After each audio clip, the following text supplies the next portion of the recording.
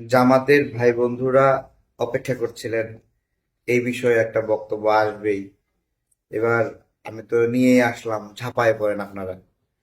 আপনাদের নেতা বলছে গোপন রাখতে হবে, গোপন রাখতে হবে ভারতের সঙ্গে গোপন মিটিং বিষয়ে। তো এটাই আর কি, প্রকাশ পেয়ে গেল যখন। আমি জানি না আপনারা এই চাপ কিভাবে সহ্য করতে পারবেন। এই চাপ তো আরএফএলও সহ্য করতে পারবে। আরএফএল এর পাইপের বিজ্ঞাপনে বলে চাপের বাপ। এখন আপনারা তো দিল্লি না ঢাকা স্লোগান দেন, যদিও এই স্লোগান আপনাদের না। এই স্লোগান আমরা প্রথম শুরু করছি, আমরা দেই। এখন আপনারা আমাদের থেকেও জোরে জোরে দিল্লি না ঢাকা স্লোগান দেন। তো এমনি এমনি গোপন মিটিং করলে এই স্লোগানের কোনো মাহাত্ম্য থাকে? বলেন। জামাতের বিষয়ে আর কি বলবো। আমি মনে করি তাদের একটা ঘোষণা দেওয়া উচিত যে জামাতে ইসলাম হিন্দ, মানে জামাত ইসলামের যে ভারত শাখা আছে সেই শাখাটার সাথে বাংলাদেশের জামাত ইসলামের সম্পর্ক নাই। ঠিক আছে, ঠিক একইভাবে তাদের ঘোষণা দেওয়া উচিত জামাতে ইসলামের যে পাকিস্তান শাখা আছে সেই শাখার সাথে জামাতে ইসলাম বাংলাদেশ শাখার কোনো সম্পর্ক নাই। ঠিক আছে। তো এই ঘোষণাগুলো বাংলাদেশের মানুষ প্রত্যাশা করে, কারণ আপনারা এইভাবে গোপন গোপন মিটিং করবেন। তো তাবলিগে একটা কথা আছে যে মাসোয়ারার আগে মাসোয়ারা আর মাসোয়ারার পরে মাসোয়ারা দুটোই ষড়যন্ত্র, এ ধরনের কথা আছে। ঠিক একইভাবে রাষ্ট্র তার প্রয়োজনে বিদেশি বন্ধুদের সাথে অথবা বিদেশি শত্রুদের সাথে মিটিং করতে পারে, কিন্তু রাষ্ট্রের ভিতরেই অপেক্ষাকৃত ক্ষমতার দ্বিতীয় যে স্টেক হোল্ডার, তারা যখন এই বিদেশি বন্ধু বা শত্রুদের সাথে মিটিং করে, সেটা তখন ষড়যন্ত্রে রূপান্তরিত হয়। অর্থাৎ রাষ্ট্রের শক্তিশালী স্টেক হোল্ডার তার প্রয়োজনে যে কোনো জায়গায় মিটিং করতে পারে, কিন্তু একটা দুর্বল স্টেক হোল্ডার যখন বিভিন্ন জায়গায় মিটিং করে তখন সে রাষ্ট্রের স্বার্থ জলাঞ্জলি দিয়ে ক্ষমতাসীন হওয়ার জন্য, শক্তিশালী হওয়ার জন্য সহযোগিতা চায়। এই যে ভারতের সাথে গোপন মিটিং, আজকে আমি ভিডিও করতে চেয়েছিলাম না, কিন্তু দেরি তো হয়ে যাবে। আজকেই প্রথম না, দেখেন আমি খুব কাট কাট বলে দিয়েছি। 28 অক্টোবর, না এটা 28 অক্টোবর না, 28 আগস্ট। 28 আগস্ট জামাত ইসলামের আমির একটা সংবাদ সম্মেলন করলেন। সেই সংবাদ সম্মেলনে আমার মনে হয় ওই সংবাদ সম্মেলনটা ভারতের পরামর্শে তারা করেছিলেন, যে ভারতের সাথে তারা ভালো সম্পর্ক করতে চেয়েছিল। ভারত শর্ত দিয়েছিল, ঠিক আছে তোমরা ভালো সম্পর্ক করতে চাও, একটা ঘোষণা দাও, এইরকম একটা শর্ত ছিল। সেই শর্ত অনুযায়ী জামাতের আমির ডক্টর শফিকুর রহমান সাহেব তিনি এমনভাবে বললেন যে ভারতের সাথে তারা বন্ধুত্ব চান। আরেকটা শব্দ ছিল ওই একই সংবাদ সম্মেলনে, ভারতকে শত্রু মনে করে না জামাত, ভারতের সহযোগিতা চায় জামাত। এই বিষয়গুলো দেখুন, রাষ্ট্র হিসেবে রাষ্ট্র ভারতের কাছে সহযোগিতা চাইতে পারে, রাষ্ট্র আমেরিকার কাছে সহযোগিতা চাইতে পারে, রাষ্ট্র ইউরোপীয় ইউনিয়নের কাছে সহযোগিতা চাইতে পারে, কিন্তু রাষ্ট্রের বাহিরে যখন একটা ছোট রাজনৈতিক দল পার্শ্ববর্তী দেশের কাছে সহযোগিতা চাবে, ওইটাই হলো সার্বভৌমত্বের সংকট। সার্বভৌমত্বের সংকট আসলে কিসে, এই বিষয়টা গভীর অনুধাবনের বিষয়। ওইটাই হলো শত্রুতা। কারণ ছোট্ট একটা দলের পার্শ্ববর্তী দেশের সহযোগিতা চাওয়ার অর্থই হলো তার ক্ষমতা কেন্দ্রিক সহযোগিতা চাওয়া, জনগণের জন্য এই সহযোগিতা চাওয়া না। ভারত বাংলাদেশের সম্পর্কের সাইনিং অথবা ভাষাটা কি হবে? আমরা বলেছিলাম ভারতের ধূলিকণা বা জনগণ তো বন্ধু নয়ই, একটা ধূলিকণাও বাংলাদেশের বন্ধু নয়। এই জায়গাটা আজীবন যেন বাংলাদেশের মানুষরা মনে রাখে, এটা মনে রাখতে হবে। এইটা কেন মনে রাখবেন? এটা একটা আপনার হলো কনফ্লিক্ট অফ ইন্টারেস্টের কারণে এটা মনে রাখতে হবে। কি ধরনের কনফ্লিক্ট অফ ইন্টারেস্ট? ভারতের কলিজার মধ্যে বাংলাদেশ অবস্থান। একটা দৃষ্টি থেকে যদি দেখেন যে এটা হার্ট, এই হার্টটা পুরো ভারতকে সচল রাখে। ভারতের অর্থনীতি সচল থাকে, ভারতের কূটনীতি, ভারতের রাজনীতি এবং ভারতের আঞ্চলিক স্থিতিশীলতা বাংলাদেশের কারণে অস্থির হয় অথবা স্থির থাকে। এই জন্য বাংলাদেশ হলো ভারতের হার্ট।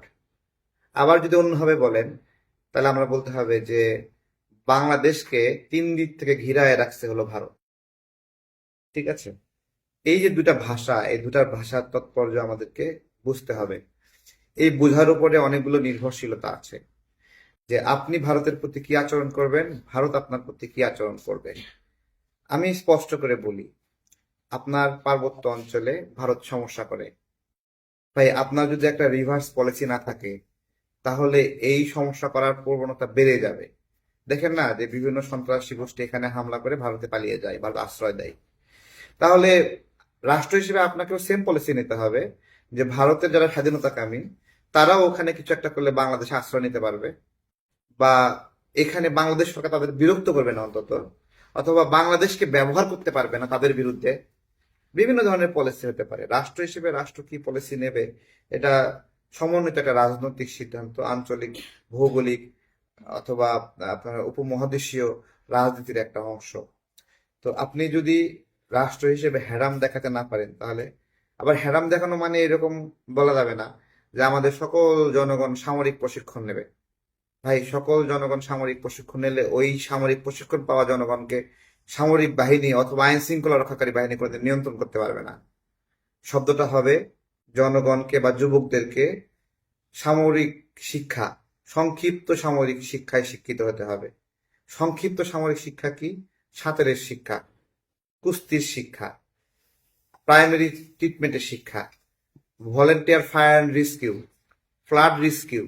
এই যে এইগুলো হলো সংক্ষিপ্ত সামরিক শিক্ষার মধ্যে আসে। এই শিক্ষায় নাগরিকদেরকে শিক্ষিত করতে হবে।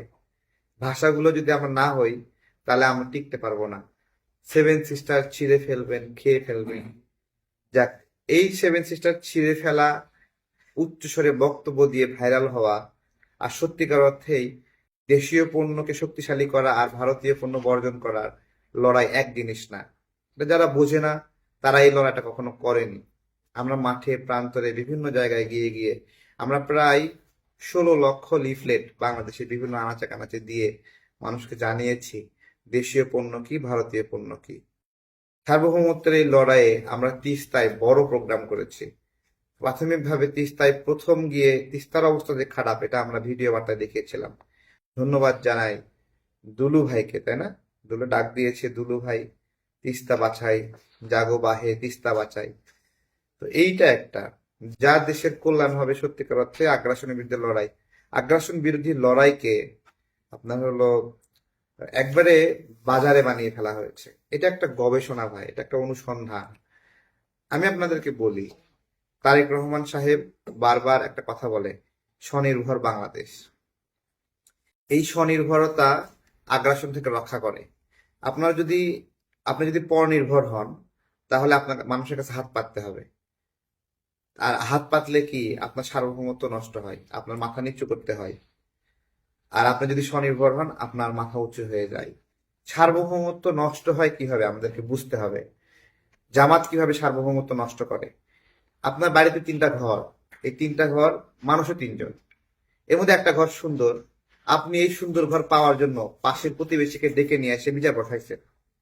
আমরা বলি আপনার বাড়ির সার্বভৌমত্ব নষ্ট হয়েছে। ঠিক একইভাবে জামাত যে স্টাইলে ভারত অথবা অপরাপর দেশগুলো সহযোগিতা চায় ক্ষমতা পাওয়ার জন্য, এটাকেই বলে হলো সার্বভৌমত্বের সংকট। তো যাই হোক, ছোট্ট একটা গোপন খবর নিয়ে বক্তব্যটা শুরু করেছিলাম, অনেকগুলো কথা বলে ফেলেছি। ভালো থাকবেন।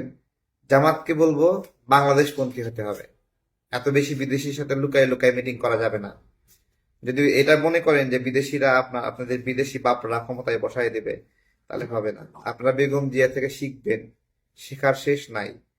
ডক্টর শফিকুর রহমান একটা বাম সংগঠন থেকে এসছেন, এসে জামাতকে বাম বানানোর চেষ্টা করছেন, জামাতকে সেকুলার বানানোর চেষ্টা করছেন।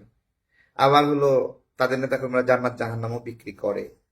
এই একটা পরিচয়ের সংকটে জামাত এখন অবস্থান করছে। তাদের নেতা বানাতে চায় বাম, আর আর হলো কর্মীরা বলে যে জান্নাত জান্নাত জাহান্নাম এইরকম বলে। তা আমি আবার কি বলি উল্টোটা, আমি বলি জান্নাত এবং জাহান্নাম দুনিয়াতেই দেখানোর ক্ষমতা আছে শুধুমাত্র জল্লাদের, কি দজ্জালের দজ্জালের হ্যাঁ? দজ্জাল এসে বলবে এই যে তোমার জান্নাত, এই যে তোমার জাহান্নাম, তুমি কোনটাতে যাবা, এটা বলবে দজ্জাল বলবে। তো তো আমার কথা হলো জামাত সেই দজ্জালের ক্ষমতা পেয়ে গেল না, দজ্জালের মতো বলতেছে আপনারা জান্নাতে যাবেন না জাহান্নামে যাবেন, বাইচ্ছা নেন, বাইচ্ছা নেন, খুঁজালন, ঠিক আছে। তো এই আর কি। তো ভারতের সাথে না শুধু গোপন মিটিং এসব করা যাবে না, ক্ষমতার জন্য যারা গোপন মিটিং করছেন করা যাবে না। কোটা আন্দোলনের মধ্যেও আমি যখন এটাকে সমন্বয় করেছিলাম, বারবার ইউরোপীয় ইউনিয়ন, এফআইডিএস বিভিন্ন সংগঠন এসে যোগাযোগ করে। আপনি কোন এই বিদেশি সংগঠনগুলো ভালোর জন্য যোগাযোগ করে না ওদের একটা ইন্টারেস্ট আছে? তো এইটাই একটা, এগুলো যদি আমরা না বুঝি, ভরসা রাখতে হবে দেশের উপরে, দেশবাসীর উপরে, যেটা বিএনপি রাখে, জাতীয়তাবাদী শক্তি রাখে। তারা কোনো বিদেশি শক্তি গুনায় ধরে না। জামাত যেভাবে বিদেশিদের কাছে মাথা নত করে, দেখবেন বিএনপি এগুলোরে পাত্তাই দেয় না, ধুর, এরকম একটা ভাব। তো এগুলো যদি দেখে, এবং এই জন্য কিন্তু দেখেন জামাতকে সবকিছু করতে হয় কৃত্রিম ভাবে। ঢাকার ভিতরে তারা কি করতেছে, ভোটার নিয়ে আসতেছে বাহির থেকে, ভোটার ট্রান্সফার করতেছে কৃত্রিম ভাবে। হ্যাঁ, তারপরে সোশ্যাল মিডিয়ায় হাইপ তৈরি করতে হবে, কিভাবে করবে, কৃত্রিম ভাবে, ফেক আইডি ফেক পেজ খুলে খুলে করতেছে। এটাই একটা বিষয় যে ওরা যেহেতু কৃত্রিম ভাবে দায়িত্ব নিছে এগুলো করা, সেহেতু জনগণ আর ওদের পক্ষে, জনগণ মনে করবে যে আছে তো ওদের বট বাহিনী, যে আমাদের সমর্থকরাও এই কাজ আর করবে না, ওদের পক্ষে কথা বলবে না, যে আমাদের বট তো আছে, আমাদের কাজ করে দেবে। আর যাদের যাদের এরকম বট বাহিনী নাই, জনগণ মনে করবে কি জানেন, যে বট বাহিনীগুলো এরকম নোংরামি করতেছে, আমরা তাদের হয়ে একটু কিছু কথা বলি। এটা কিন্তু হয়েছে। বিএনপি কিন্তু জামাতের বটকে সামাল দেওয়ার জন্য আলাদা বট খুলে নাই, ঠিক আছে। আমরাও কিন্তু জামাতকে সামাল দেওয়ার জন্য আলাদা বট বাহিনী খুলি নাই। বা আমরা একটা ফেসবুকে পোস্ট করলে সেখানে গ্রুপ করে 20 জন 30 জন মিলে দেয়, হামলে কমেন্ট করে কাউন্টার দেই না কখনো। আরে এগুলো জামাতের পাগল ছাগল বলছে তো আর কি করে না করে, এগুলো তো কোনো অস্তিত্বই নাই। এগুলো তো ফেক আইডি, ভিয়েতনামি বট, চাইনিজ বট, ইন্ডিয়ান বট, পাকিস্তানি বট, কত ধরনের বট আছে। তো এই আর কি। সেই জায়গা থেকে যখন যখন জনগণ দেখে যে জামাতের বটের বিরুদ্ধে কোনো মানে আলাদা হলো প্রশিক্ষিত গ্রুপ নাই, তখন জনগণ নিজেকেই এই বট বাহিনীর বিরুদ্ধে লড়াইয়ের জন্য সঁপে দেয়। এটাই একটা প্রাপ্তি, যে আমাদের বট বাহিনী করতে হয় না, বট খুলতে হয় না, ঠিক আছে। আপনারা কৃত্রিম ভাবে জান্নাত জাহান্নাম বেচতে পারেন, আপনারা কৃত্রিম ভাবে অনেক কিছু করতে পারেন। জামাতের বিষয়গুলো বুঝতে হবে গভীরভাবে। দেখেন ওদের ভোট বানানোর জন্য ওরা বিভিন্ন জায়গা থেকে ভোটার ঢাকায় নিয়ে আসছে, তার মানে ওদের একটা অর্থনৈতিক প্ল্যানিং আছে। এবং নাগরিকরা যদি মনে করে যে জামাতকে ক্ষমতায় নিয়ে এসে অনেক ভালো সার্ভিস পাবে, না ভাই, ওরা যেই ভোটারদেরকে ঢাকার বাইরে থেকে এখানে নিয়ে আসছে, ওদেরকে সেবা না দিয়ে আপনাকে সেবা দেবে? করাইল বস্তিতে আগুন লাগলো, জামাতের কর্মীর বাইরে একটা লোক ওখানে খাবারও পায়নি, জামাতের কাছ থেকে কম্বলও পায়নি। এবং শুধু তাই না, কথিত আছে যে জামাত যে কুরবানি দেয় ওদের কর্মী ছাড়া গোস্তের ভাগও দেয় না কাউকে। এগুলো ঐতিহাসিক ভাবে প্রমাণিত ভাই। এবং দেখেন ওরা ওদের কর্মী ছাড়া ওদের ইসলামী ব্যাংকে চাকরি দেয় না, ইবনে সিনায় চাকরি দেয় না, ইসলামী ব্যাংক হাসপাতালে চাকরি দেয় না। তাহলে যারা এইরকম ভাবে মানে খুব ক্লোজলি সেন্টার্ড একটা টিম, যারা তাদের গ্রুপের বাইরে সেবা দিতে চায় না, যারা গ্রুপের বাইরে তাদের কার্যক্রম চালাতে চায় না, এবং যারা তাদের লোক ছাড়া অন্যদেরকে শত্রু মনে করে এবং তাদেরকে বঞ্চিত করে, বৈষম্য করে, হাজার হাজার নেতাকর্মীদেরকে ইসলামী ব্যাংক থেকে বের করে দিয়েছে। কেন বের করে দিয়েছে? কারণ এই ইসলামী ব্যাংকে ব্যবহার করে ভোটে একটা কারচুপি করতে চায়, তাদের একটা বড় প্ল্যান। ধরে ফেলছে বিএনপি, ইলেকশন কমিশনে চিঠি দিছে, তখন জামাতের নেতাকর্মীরা লাভ দিয়ে বলছে না ইসলামী ব্যাংক আমাদের না। হ্যাঁ, বটের বট, ইসলামী ব্যাংক তোদের না, ঠিক আছে। তাহলে ধরা যায় এরা খায়, এইভাবে খায় এরা, এদের সব মুখোশ গুলো আস্তে আস্তে ফাঁস হয়ে যাচ্ছে। দেখেন তারপরে ইলেকশন কমিশন কি করলো, যে না কোনো ব্যাংক আর নির্বাচন কার্যক্রমে যুক্ত হবে না। এটা যুগান্তকারী সিদ্ধান্ত। এইভাবে ধরা খাবে, আস্তে আস্তে সব মানুষের কাছে পরিষ্কার হচ্ছে। সবচেয়ে বেশি দেখেন আমরা কথা বলবো, আপনি কথা বলবেন, আমার প্রতিপক্ষ কথা বলবে, সবাই কথা বলবে, মতামত দেবে, কিন্তু এই যে সংঘবদ্ধভাবে এসে হামলে পড়া, নোংরা নোংরা কথা বলা, গালি দেওয়া, ভাই এটা কোনো ইসলামিক দলের কাজ? কোন একটা দল যারা ইসলামের পরিচয় দিচ্ছে তারা এইভাবে গালি দিতে পারে? মা তুলে গালি দেয়, বাবা তুলে গালি দেয়, জন্ম নিয়ে গালি দেয়, কত কিছু বলে গালি দেয়। এবং তারা এই গালিটা দিচ্ছে সাবলীল ভাবে, স্বতঃস্ফূর্ত ভাবে গালি দিচ্ছে। ভাই এই গালিটা সোশ্যাল মিডিয়ায়, তাই না, ফেসবুকে। তো এই গালিটা ফেসবুক থেকে একদিন বাইরে এসে রাস্তাঘাটে বলবে না, তার কোনো গ্যারান্টি থেকে দিতে পারবে? হ্যাঁ, যে এটা শুধুমাত্র সোশ্যাল মিডিয়ায় সীমাবদ্ধ থাকবে। বাজার করতে যাবেন, সেখানে যাই একটা গালি দিয়ে দিবে, মা তুলে বাবা তুলে গালি দিবে, সারাক্ষণ গালি। তো জামাত ক্ষমতায় গেলে তো রিপাবলিক অফ গালি ঘোষণা করবে, ঠিক আছে, যে এটা আর রিপাবলিক অফ বাংলাদেশ না, রিপাবলিক পিপলস রিপাবলিক না, মানে এটা রিপাবলিক অফ গালি, রিপাবলিক অফ বট ঘোষণা করবে। তো এগুলো তো বিষয় আর কি। যাই হোক, গোপন মিটিং নিয়ে বলছিলাম, জানি না জামাত এগুলো কিভাবে সামাল দিবে। এভাবে গোপন মিটিং আমরা রাজনৈতিক বন্ধুবর হিসেবে আমরা একসাথে রাজনীতি করি, গণ অভ্যুত্থানে পাশাপাশি কিছু কিছু ছিলাম, যদিও আমি আপনাদেরকে পাই নাই। আপনারা কেউ আমার সঙ্গে থাকলে আপনারাও আমাকে চেনেন না, আমি আপনাদেরকে চিনি না।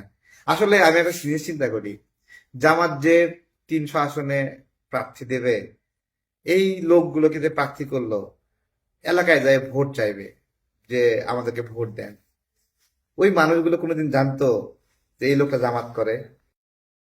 যে এই লোকটাকে প্রার্থী বানায় এলাকায় ভোট চাইতে পাঠাবে, অথবা প্রার্থী না, জামাতের টিম কইরা ভোট চাইতে যাচ্ছে। তো ভোট চাইতে যাচ্ছে, হঠাৎ করে একটা লোককে দেখতেছে যে কি দাড়ি পাল্লায় ভোট চাচ্ছে। এলাকাবাসী জিজ্ঞাসা করবে না, বাবা তুমি কবে থেকে জামাত করো, আগে তো কোনোদিন দেখি নাই? এই বাহিনী নিয়ে জামাত স্বপ্ন দেখে ক্ষমতায় যাবে, বিভিন্ন কিছু ধরাকে সরা জ্ঞান করে। গণ অভ্যুত্থানের পরে বিএনপি একটা বড় পাপ করছে।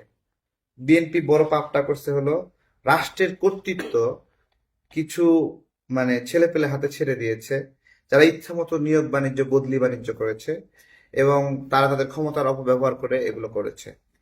তো এইটাকে আবার জামাত হলো গ্রহণ করেছে, যে এই ছেলে পেলেগুলো কি দরকার, টাকা দরকার, ঠিক আছে, টাকা নিয়ে পদ দে, তাই না? টাকা নিয়ে ডিসি দিয়ে, টাকা নিয়ে এসপি দিয়ে, টাকা নিয়ে পিএস দিয়ে, টাকা নিয়ে এপিএস দিয়ে, তোরা টাকা নিয়ে এখন এই সমন্বয়করা টাকা নিয়ে ঠান্ডা, আর ওরা পদ নিয়ে ঠান্ডা। তাহলে পাপটা আসলে কে করছে? পাপটা করছে হলো বিএনপি। বিএনপি এই জায়গাতে ফাঁকা মাঠ, ফিল্ডটা ফাঁকা রাইখে পাপ করছে। এই এই যে এই লোভী, এই জন অসমর্থিত গোষ্ঠীর হাতে রাষ্ট্রের কর্তৃত্ব দিয়ে আজকে এই পাপটা তারা করেছে, যার কারণে বিভিন্ন জায়গায় এদের তৎপরতা বেড়ে গেছে। তো যাই হোক, এগুলো যদি অল্প সময়ে হতো তাহলে একটা বিষয় ছিল। কিন্তু সবচেয়ে ভালো খবর হলো নির্বাচনটা ফেব্রুয়ারি মাসে হচ্ছে। মানুষ বলে যে ডিসেম্বর থেকে ফেব্রুয়ারি পর্যন্ত জামারের জ্বর হয়, এই জ্বর থেকে সে উঠতে পারে না, তাদের জ্বর সর্দি কাশি লেগেই থাকে।